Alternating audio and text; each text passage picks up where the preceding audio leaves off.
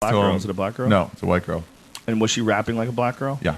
Nice. That's what I assumed all those things. Yeah. It's kind of I painted it for myself because that would be the most ridiculous. Yeah. There's something very special about poor white people that act like poor black people. There's a weirdness to it, man. There's like when they're serious, when like white dudes are like real serious about being street and acting black. Yeah, but like, is it just a poor thing?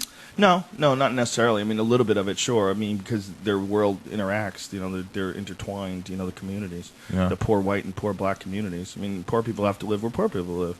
You know, like when I lived in Jamaica Plain, there was a lot of poor white people and poor black people together. But it's just in New York, right? There's something weird when a dude has a clear affectation. You know, he just takes it on, and all of a sudden, you know, it's like he won't get crazy. You know, you won't get crazy. And like I've seen white guys talk like that, and you're like, wow, okay, there's no part of the country where white people talk like this. You didn't see that on TV. Yeah, this isn't like a rural Greensboro, South Carolina thing, and like, well, everybody in New York. And they're from the north; they don't care. They're still talking like a southerner. Yeah.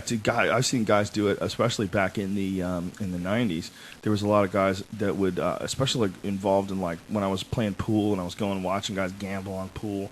There was always a lot of like these sort of thug type characters who were white guys that talked like black guys that would even say nigger. They would say like, this nigga think he gonna come here and take all our shit? You're like, what? This nigga think he gonna come here and take all our shit. Show this motherfucker who's up. Show this motherfucker. And be like, wow, like this guy's, it's like an alien person. Like you're not just saying these things. But do you think when that guy's saying that line, do you think he still feels it when he says the N-word? Do you think he still sort of like he's gets a little charged? He's squirming a little. And I mean, he must be on Oxycontins if he's not.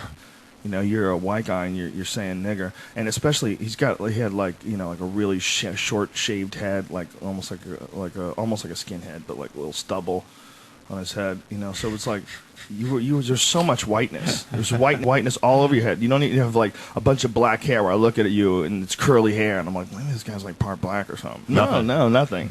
He was like super white.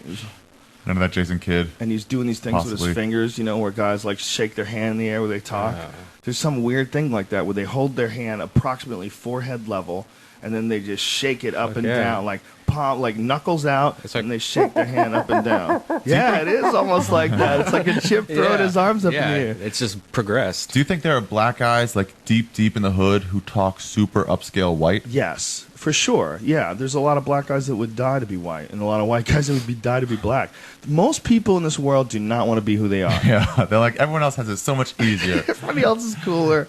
We will levy easiness as an insult. Dude, like, oh, your parents paid your way through college. Like, no, I had to. Like, you're like, so what? My parents worked hard and put me through college. Yeah, is that bad? But people want to believe everyone want like, me to be smart. Yeah, having it harder is the way cooler way to be. Why? Yeah, for real. You ain't legit. You ain't street, son. That's like those Stockton guys. Stockton's for real. It's like, well, then move.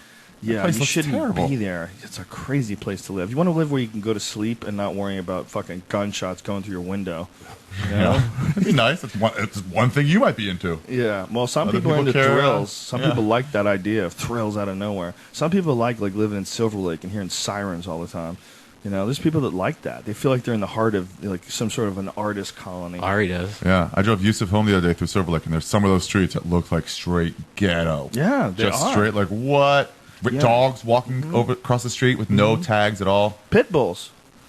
Yeah, Silver Lake's tricky, man. It's because you got a bunch of hipsters and they're living with a bunch of gangbangers. You know, and I think a lot of them must get robbed, right? Don't they? Probably.